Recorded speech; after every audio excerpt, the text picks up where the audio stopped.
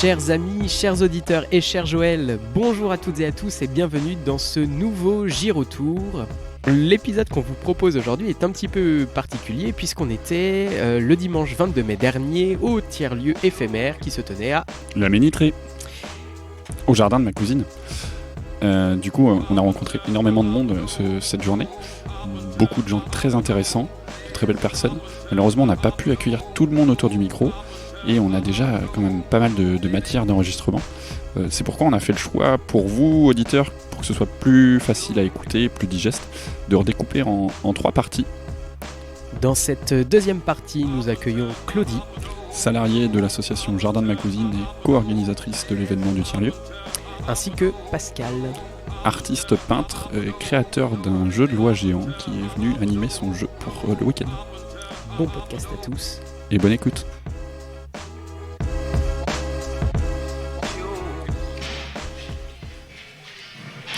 Et nous voilà maintenant avec Claudie. Bonjour Claudie. Bonjour. Bienvenue Claudie.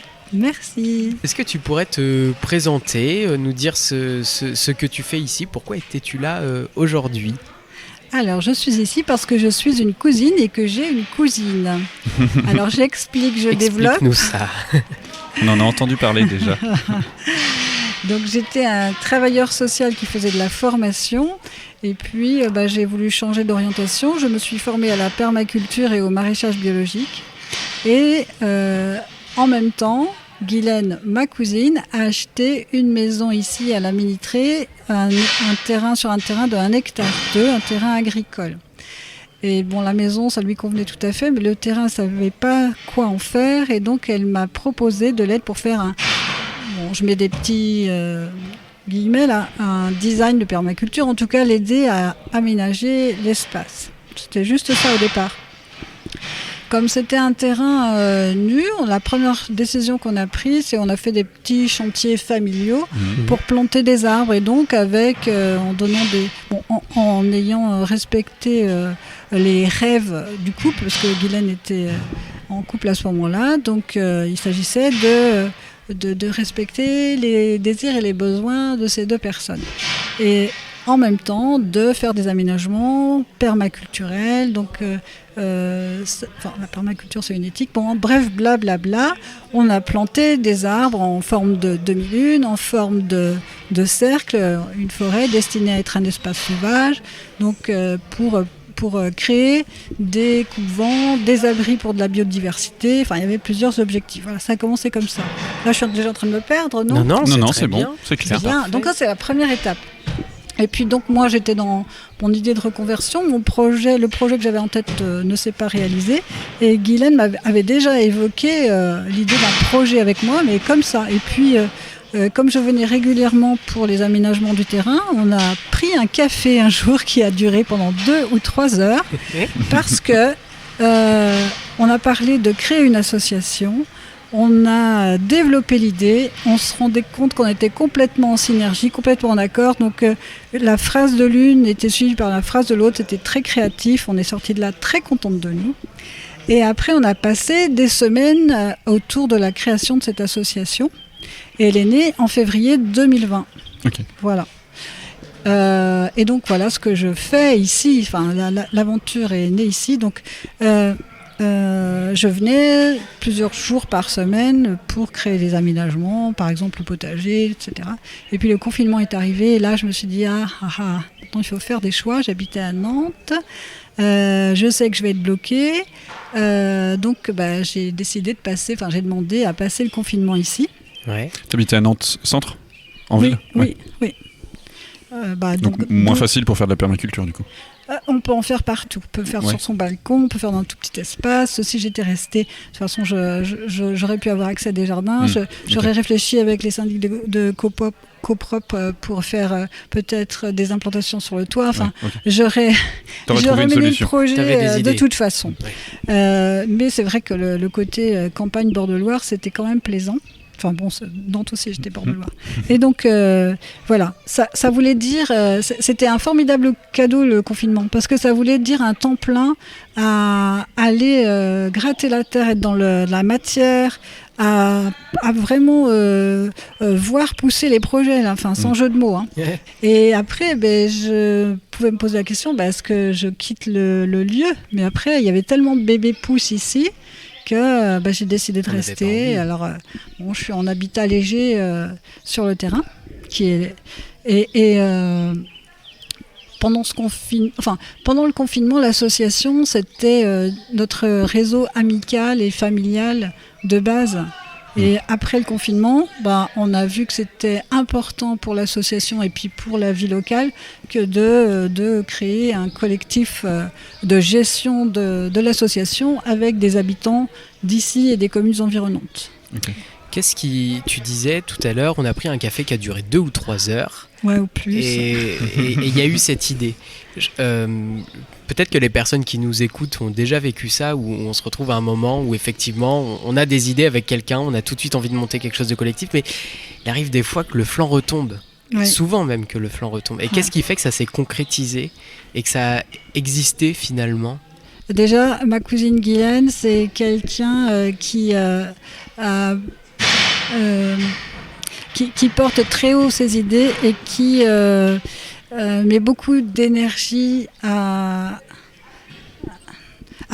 c'est pas d'énergie à faire adhérer les gens, mais en tout cas le fait de parler de ses idées fait que ça se concrétise. Alors il y avait ça, donc il y avait cette elle s'est donné envie aux autres. Elle s'est donné envie aux autres. Et puis moi j'avais en fait la proposition c'était se restaurer en restaurant la terre. Enfin moi c'est moi qui me posais. Pour moi j'ai dit mon job ici, ça sera restaurer la terre. C'était très très important pour moi. Donc voilà, j'étais dans ma mission de vie, c'était clair. J'avais pas, voilà. Et pourquoi ça s'est passé ? Parce que nos deux envies, ça venait à un bon moment de vie, parce qu'on est je pense, dans un dernier tiers de notre vie. Donc voilà, on peut réfléchir à comment on va vivre.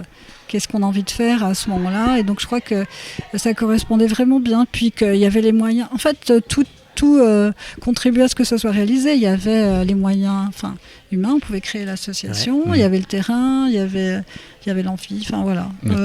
Les compétences ? Les compétences. Puisque du coup, tu avais fait ta formation ? Oui, alors après, voilà, je pouvais me... Oui, puis j'avais fait du woofing aussi, j'ai adoré, j'ai maître de stage qui m'ont permis de porter le projet. Si tu veux, quand tu as des modèles de vie, ça te donne envie de reproduire ça. Ouais. Voilà. Et quand tu as vu des choses concrètement, j'imagine que c'est plus simple aussi d'imaginer pour soi-même. C'est ça. Le woofing, ça participe à ça aussi. C'est ça. Rendre visible ce qu'on a dans la tête parfois. Ouais. Moi, j'ai été chez des habitants qui avaient habité sur leur terrain avant de se faire construire une maison, donc qui étaient partis aussi sur du collectif, des aménagements collectifs, une vie en collectif, dans l'habitat léger, qui avaient créé un outil de production. Ils en vivaient. Bon, ils n'étaient pas riches, mais c'était intéressant. Puis en fait, ce qu'ils m'ont appris, ces gens-là, c'est cet échange spirituel entre le sol, la nature, les arbres et toi. C'était très fort. Et donc, quand pour moi, j'ai l'impression d'avoir reçu un don. C'est trop un don, et donc je n'avais de cesse que de vivre ça dans un endroit qui pouvait m'être proposé. Là, il était proposé, c'était juste un cadeau, quoi. Voilà. Il fallait le prendre. Ouais, c'est ça. Oui, c'est ça, c'est que ça s'est fait au bon moment. C'est ça, c'était exactement le moment. Ouais. Fallait pas passer à côté de l'occasion. Je sais pas, c'est pas comme ça, mais voilà, ça s'est fait. Les choses, elles se font pas. En fait, faut pas trop se poser cette question. Ouais, c'est vrai. C'est vrai. Parce que ça se fait pas, c'est que c'est pas le bon moment pour toi. Ouais. Aujourd'hui, donc, vous avez toujours ce modèle associatif. Oui. Combien de personnes qui gravitent autour de ce projet ? C'est quoi un peu les profils des gens ? Ça se passe comment ? Alors, on a déjà aujourd'hui, on est arrivé à 48 adhérents. On n'en est pas peu fiers, parce que ça, c'est depuis c'est concrètement depuis septembre dernier. Enfin, on avait des adhérents, on avait une vingtaine d'adhérents l'année dernière. Mais en fait, les profils de gens ont évolué. Au début, c'était plus des amis, de famille, des réseaux de personnes qui n'étaient pas forcément locaux.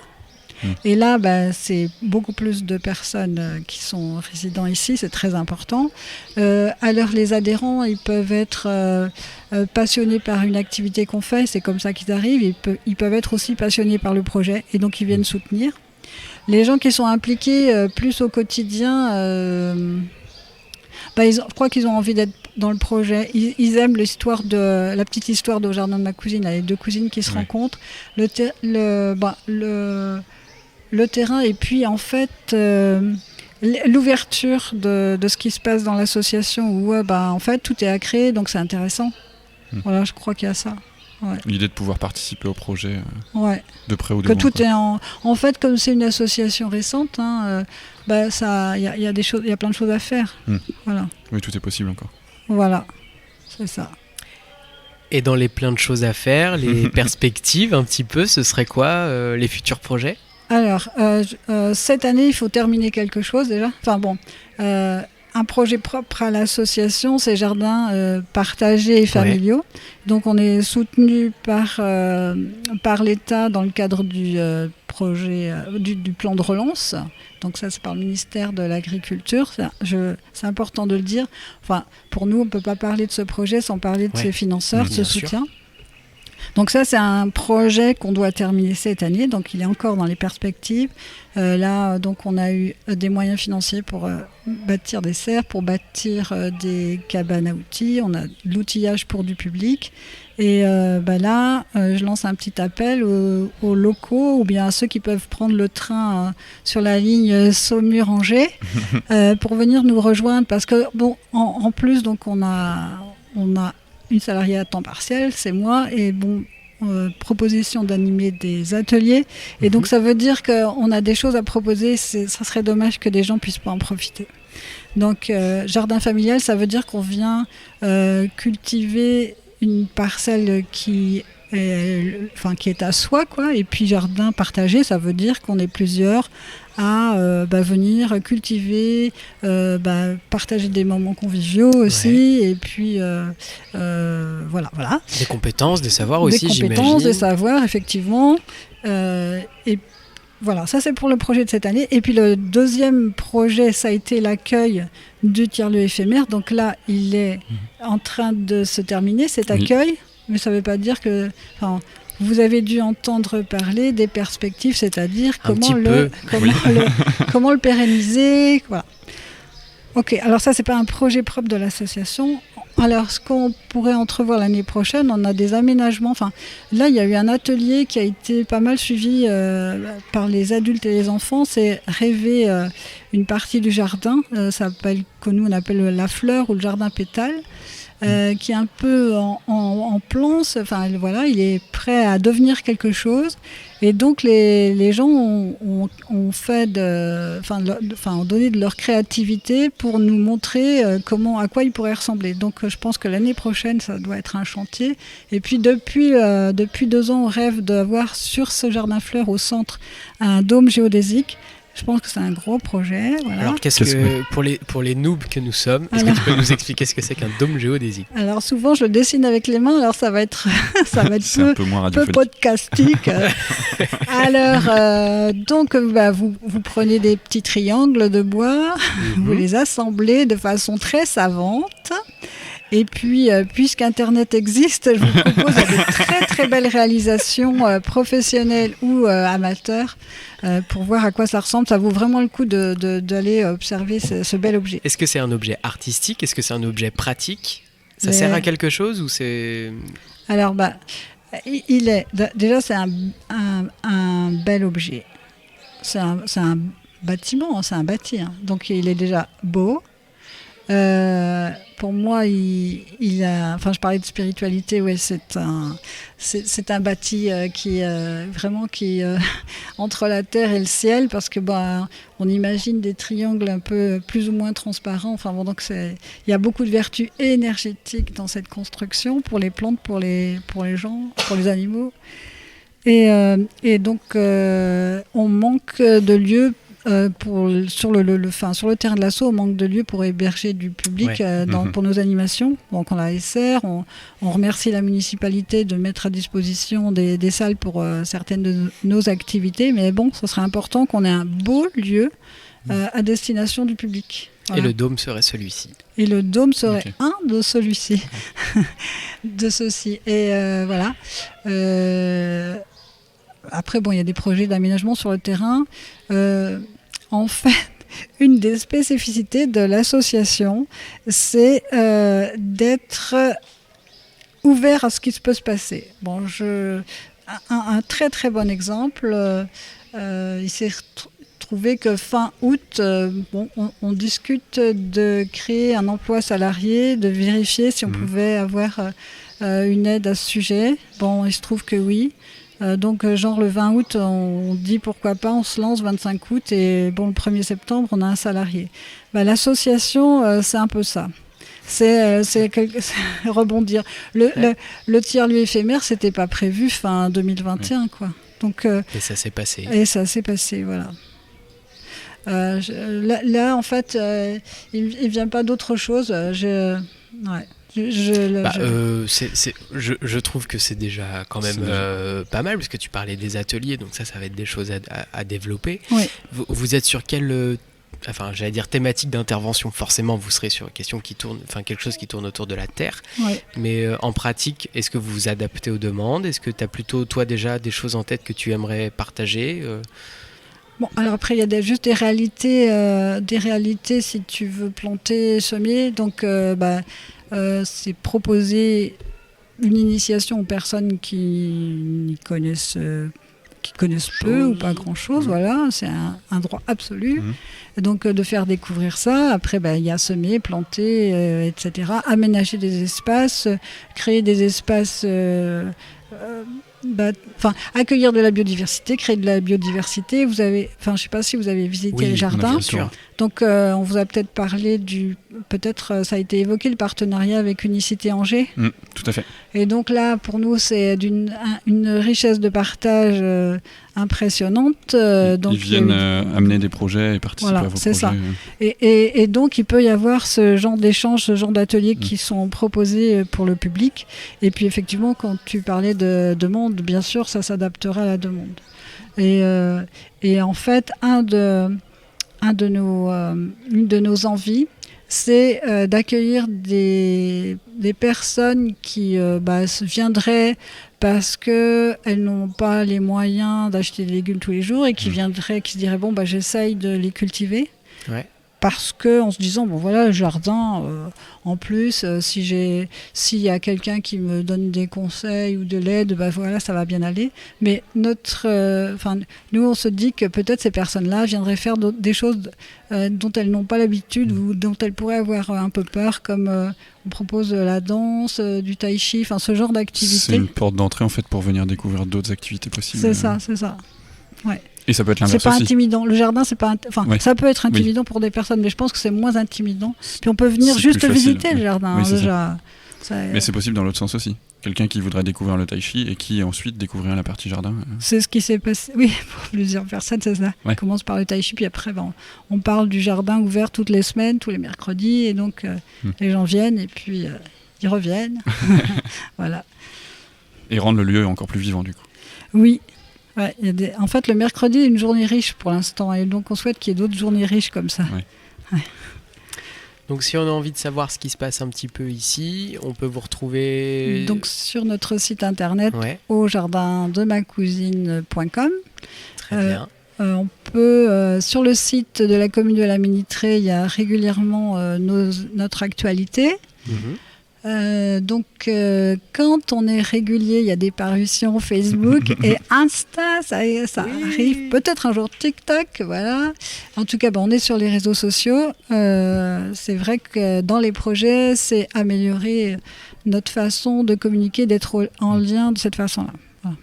Donc, en tout cas, votre site internet, le lieu en physique qui est ouvert les mercredis après-midi. Oui. Et puis, une autre petite info peut-être à faire passer. Ah oui, très important.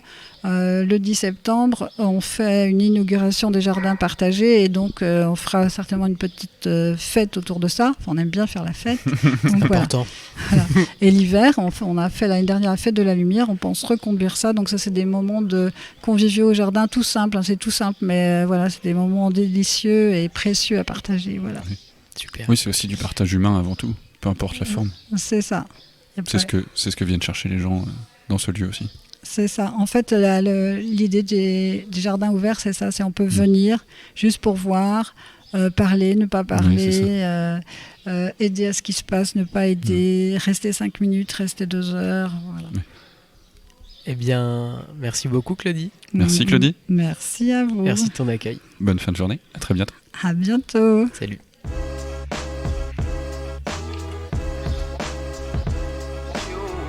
Et nous voilà avec Pascal. Bonjour.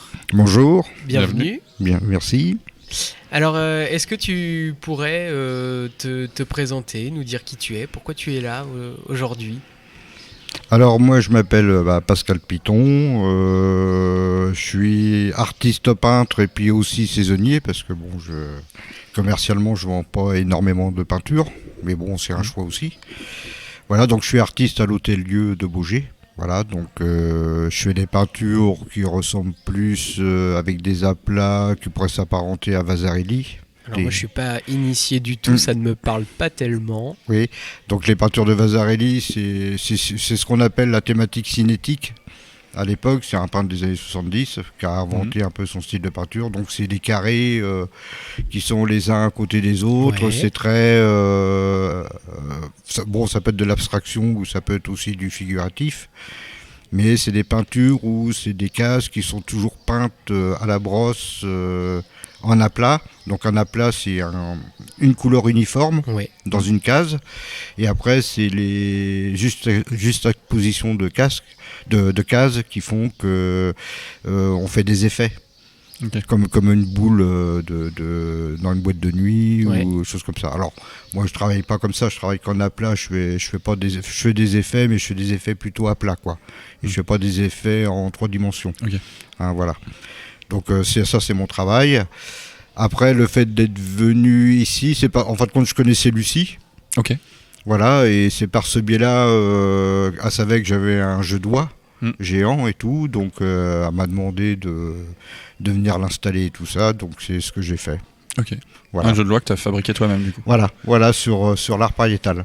Ok. Sur la thématique de l'art pariétal. Donc parce que j'aime bien les peintures rupestres et tout, j'ai visité beaucoup de grottes en France, aller voir un petit peu, analyser un petit peu les dessins, à ma manière et tout, évidemment, parce que l'art pariétal, y a beaucoup de scientifiques qui en parlent et tout, mais on sait rien, en fin de compte, on suppute beaucoup de choses par rapport à ça, mais on sait pas, on dit qu'il y a des dessins, ils ont été loin dans les grottes pour y dessiner, donc il y en a qui ont dit que c'était du chamanisme, d'autres qui disent que c'était fait avec les relations des constellations d'étoiles. Donc il y a plein de choses comme ça, mais en fin de compte, tout le monde a sa propre vérité par rapport à ça, quoi. Voilà. Ok, donc jeu de loi qui t'a fait venir ici, au jardin de ma cousine. Oui. T'as passé les 2 jours ici ? Oui, j'ai passé les 2 jours, oui. Donc j'ai eu un certain nombre d'enfants et tout, j'ai joué avec eux. Donc j'avais des panneaux qui étaient installés où j'ai repris des dessins des vrais dessins qui existent dans les grottes dans le monde entier. Donc avec les élèves, il y avait le principe ludique de jouer, bien sûr. Et les dessins qui étaient faits, c'est là que j'avais fait des panneaux pour expliquer d'où ils venaient et tout. Donc les enfants lisaient les panneaux pour... alors après, j'aurais expliqué un petit peu. Mettons, j'avais une case où c'était un propulseur. Donc je ne sais pas si ce que vous savez ce qu'est un propulseur, non ?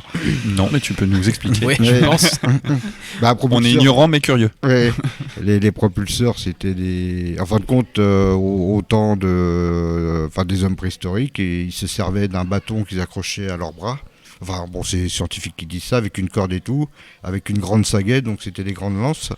Et avec ça leur permettait de chasser.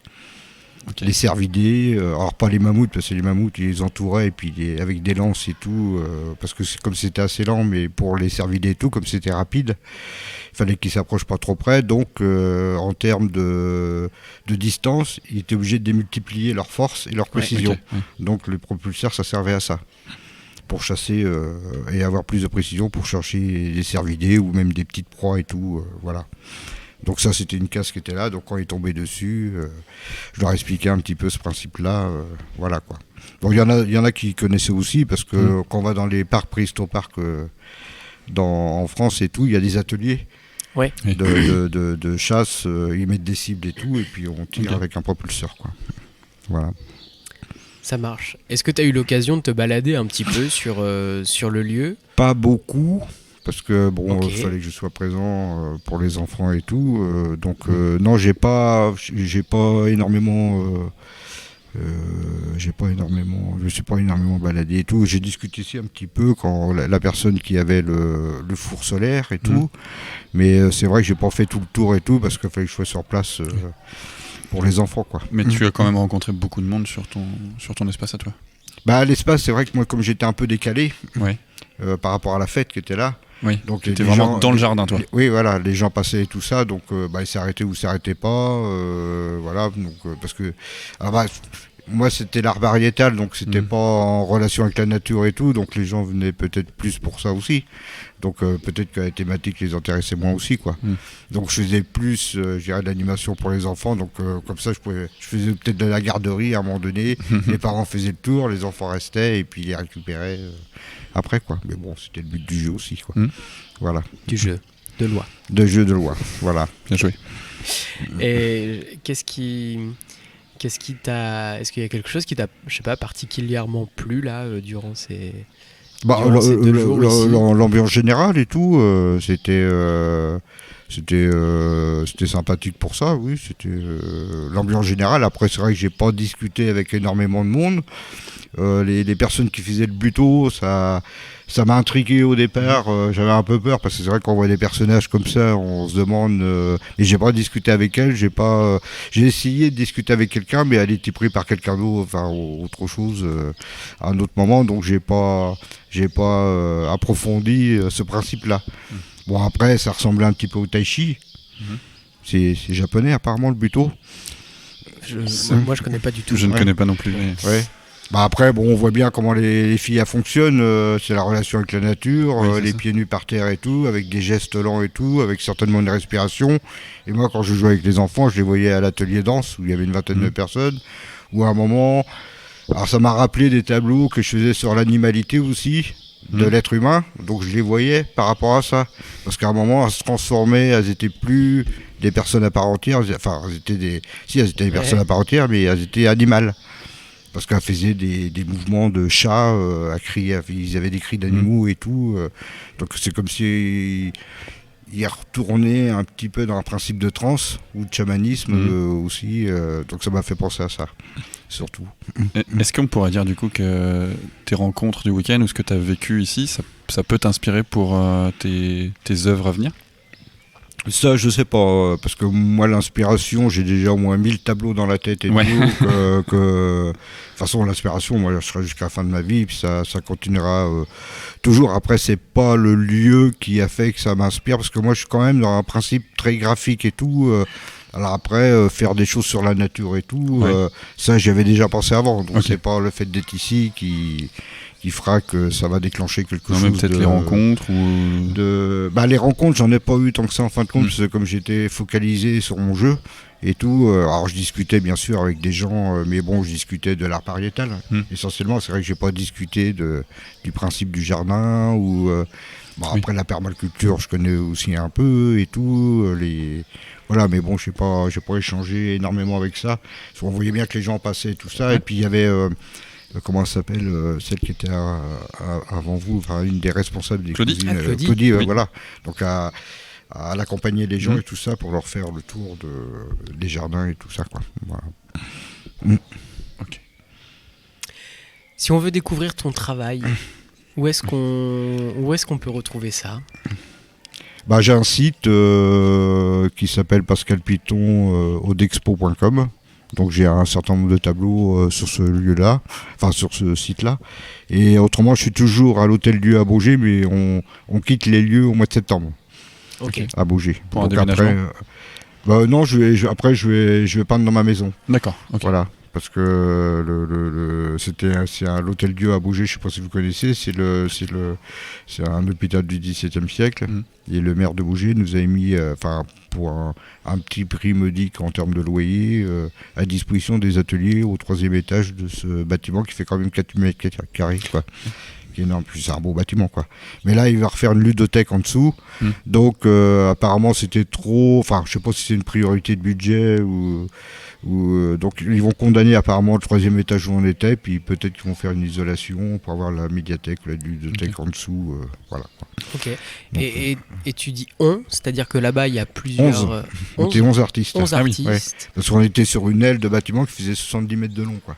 Parmi lesquels on retrouvait quelle spécialité, Quel quels artiste? Si vous voulez, il y avait Sylvie Bassard qui fait plus de la peinture à l'huile, mais plus des paysages.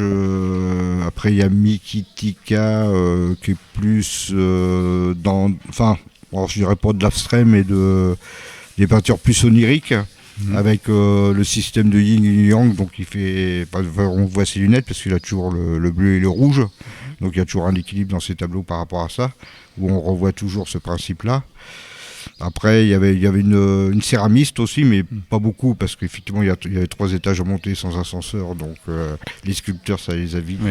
J'imagine. Essentiellement de la peinture, du coup. Voilà, essentiellement de la peinture, oui. Et c'est un endroit où vous êtes en résidence, et on peut venir voir ce qui se fait, ou c'est vraiment fermé c'est vraiment un espace de création. C'est un espace de création, c'est pas de la résidence. Okay.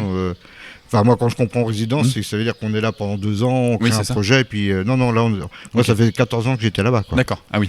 Donc on louait des ateliers et tout. Par contre, si les gens veulent venir, ils appellent. Nous, on a pour mission de fermer les portes en bas, pour pas qu'il y a des gens qui rentrent. Parce qu'il y a 2 portes, en fin de compte. Il y a la visite de l'apothicarie qui est au premier étage, qui est une des plus belles apothicaries de France, avec l'hospice de Beaune Beaune, d'ailleurs, c'est ça, voilà. Donc, et puis il y a tout un musée à visiter, si vous ne l'avez jamais visité. Il y a des visites couplées avec le château, la résidence de chasse de comment il s'appelle, le roi René. Voilà. Parce qu'on dit que c'est un château, mais c'était plutôt une résidence de chasse, parce qu'il chassait beaucoup dans la forêt de Chandelay. Et l'apothicarie. Voilà. Donc vous pouvez visiter si vous voulez, quand vous voulez. Ce sera l'occasion d'aller faire une petite balade à Baugé. Totalement. Ville chargée d'histoire. Exactement. Voilà. Oui, ça ville médiévale. Sachant que Baugé, je pense que c'est une des villes qui a le plus de bâtiments historiques par rapport au nombre d'habitants, quoi. Ouais. Sur le centre-ville, c'est beaucoup de maisons du 16e, des maisons de maîtres et tout.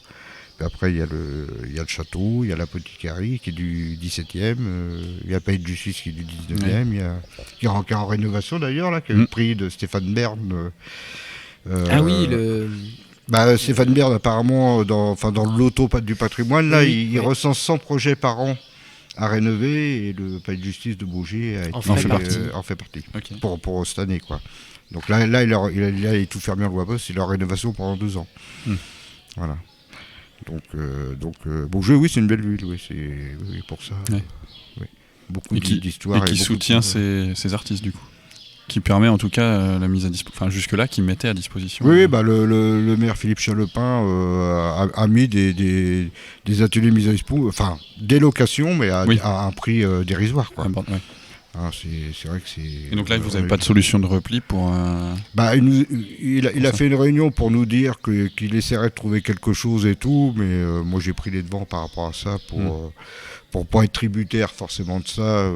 Donc j'ai récupéré un local pour stocker, qui est à 100 mètres de ma maison, et puis je viendrai Moi j'ai pas besoin de beaucoup d'espace, parce que je suis pas un peintre, je suis méticuleux, minutieux, donc je fais ça dans les petits pots, puis après donc je suis pas à balancer de la peinture et tout, donc il n'y a pas de souci, je veux pas salir ma pièce. C'est-à-dire qu'il y a des peintres... Parce que je vis dans 37 mètres carrés, donc... Ah oui, donc... Il y a des peintres qui sont comme ça, qui en mettent partout. Oui. Jackson Pollock. Oui, voilà. C'était de l'exemple et la tout. projection Oui, de peinture. Oui, c'était du dripping. Hein. Oui, c'est ça. Il mettait ses peintures par terre comme le tapis là, puis après il laissait couler sa peinture, il balançait, et puis t'en as beaucoup. Après, c'est des mouvements de peinture différents, il y en a énormément. Hein. Mais il y a beaucoup de gens qui empâtent la peinture, qui font des... Non, moi c'est plutôt léché et tout. Je sais pas si vous avez vu les tableaux, j'en avais mis dans la grange où il y avait salle de Ah non, on conférence. n'a pas pu rentrer. Non, on n'est pas rentré. Non, vous n'êtes pas rentré. On a voulu rentrer. Là, tout à j'ai l'heure, mis mais- des tableaux d'insectes là. Ok.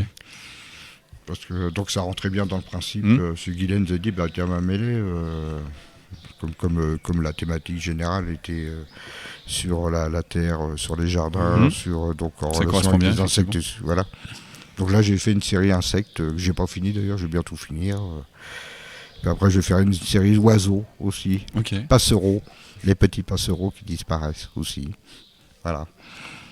Donc, avec un engagement quand même dans ce que tu peins. Oui, parce que je me rends compte, comme tout le monde, effectivement, qu'il faut faire attention à comment on vit. Et puis, on parle beaucoup de sobriété maintenant, donc apprendre à chacun à être un petit peu plus sobre.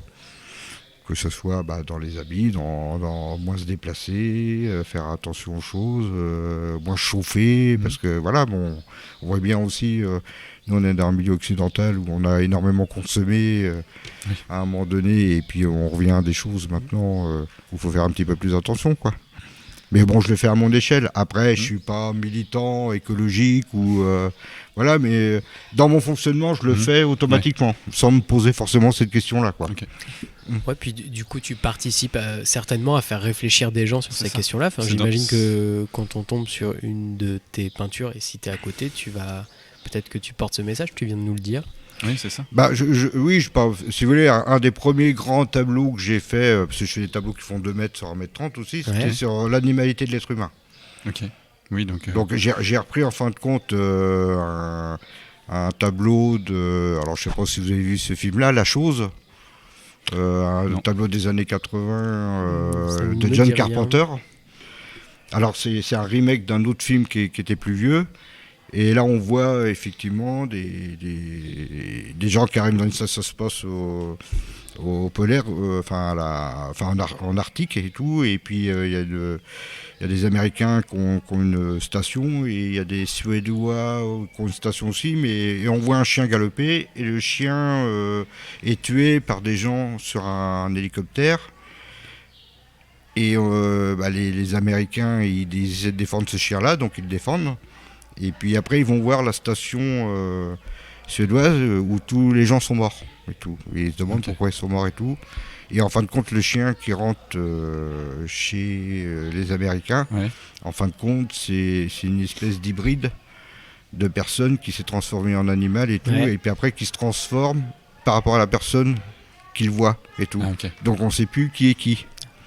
Donc les gens s'avalent entre eux. Enfin bon, je sais pas, c'était difficile à exprimer et tout. Non, mais on comprend l'intrigue en tout cas. Donc en fin de compte, j'ai fait un tableau sur ça et sur l'animalité de l'être humain et de son propre regard par rapport au fonctionnement qu'il a, quoi. Parce qu'on est les premiers prédateurs sur cette terre aussi. Donc c'est un rapport aussi par rapport à ça. Donc ça, c'est des grandes thématiques de tableau. Comme j'avais fait un tableau aussi sur la guerre en Irak en 2006, donc était plus sur les armes de destruction massive, sur le clan Bush avec Donald Rumsfeld, avec tous les faucons, ils appelaient ça, qu'on décidé Bush à aller en guerre. Donc c'était un petit peu une ode pour dire, pourquoi vous avez été focalisé sur Saddam Hussein, même si c'était un dictateur.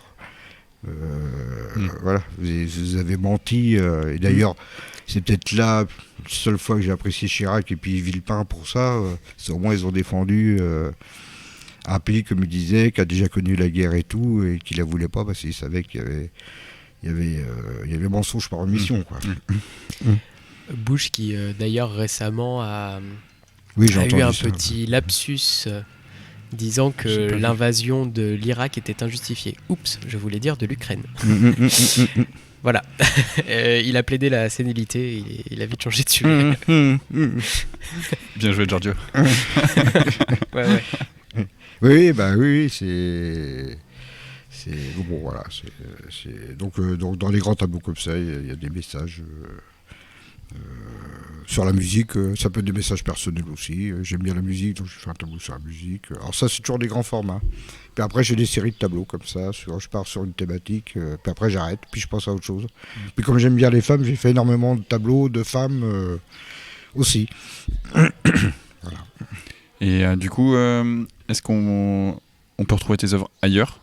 Tu nous as parlé de ton site, donc Pascal Le Piton. site, après, si tu tapes Pascal Piton sur... Est-ce que tu peux nous appeler Piton ?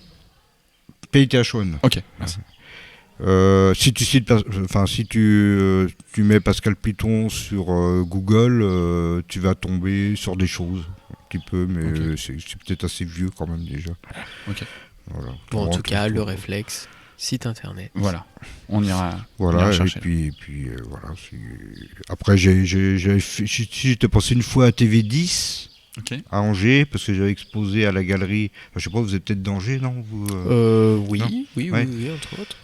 à la galerie 3A, qui est une galerie qui est boulevard Foch. Je sais pas si vous connaissez. À côté de la grosse caisse d'épargne. Ça me parle. C'est un étage, il y a un salon de coiffure en bas, et après au deuxième étage il y a une galerie, donc j'avais exposé là-bas, et j'avais une personne qui était venue me filmer TV10 et tout, dans le cadre de ces... Mais ça c'était déjà en 2015-2016. Ouais. Sur moi ça fait pratiquement 4-5 ans que j'ai pas exposé, quoi. Ah oui. Ok. Donc j'expose assez peu, je montre assez peu. En fin de compte, je travaille sur ce que j'ai envie de travailler au moment donné où j'ai envie de travailler, mais il n'y a pas de pensée de commercialisation derrière, quoi. Ok. Donc on a de la chance aujourd'hui de pouvoir voir tes créations et tes œuvres. Voilà, ici. entre autres, ici, parce que ça s'est passé avec Guylaine, tiens, t'as fait des insectes, donc mets-les. Donc autrement, j'aurais promis des grands tableaux et tout, voilà, qui n'avaient pas de rapport avec la thématique, quoi. Mhm. Donc ce genre d'événement te permet aussi de te faire... Non, parce peu que j'ai connaître. jamais fonctionné comme ça. Ouais, c'est pas l'objectif. Non, c'est faire plaisir à une copine qui m'a dit bah, viens et tout, donc j'y vais. Voilà, mais je ne pose pas aucune question derrière. Parce que même j'aurais pu mettre un chapeau pour me faire payer un peu, je l'ai pas fait. Non, c'est pas. C'était pas l'objectif de L'argent. Bah, et puis l'argent, c'est pas un objectif en soi. Enfin, pour moi, quoi. C'est pas la valeur qu'on donne aux choses ne se situe pas là. Après, si, on a quand même des injonctions ou qu'il faut bien fonctionner parce que le système, il est fait comme ça. Mais bon, après, moi, je vis avec assez peu et puis j'y arrive, quoi. Donc, bon. Mais il faut un minimum. Moi, j'ai un loyer à payer. Voilà, je suis dans une petite maison de 37 mètres carrés. Je n'ai pas besoin d'avoir 200 mètres carrés pour vivre, quoi. Donc, je chauffe moins. Donc, voilà. Donc, je suis dans la résilience ou dans la sobriété. Ouais, on en parlait tout à l'heure. Voilà, mais c'est pas quelque chose de pensé, c'est quelque chose que chez moi qui est naturel, quoi. Merci Pascal. Merci Voilà, beaucoup. merci à vous. Et puis du coup, ton site internet, Pascal Piton. Pitonodexpo.com. Merci. Voilà. Merci beaucoup. Et à bientôt. À vous aussi. À très bientôt. Bonne continuation. Merci Pascal. Nous voilà donc arrivés à la fin de cette deuxième partie consacrée au tiers-lieu éphémère qui avait lieu le 22 mai dernier. La semaine prochaine, on accueillera Jordan, bénévole pour l'association Les Pivers de Loire, ainsi que Gaël et Monique de l'Université populaire du Saumurois. Merci à toutes et à tous de nous avoir écoutés. Salut! Bonne journée.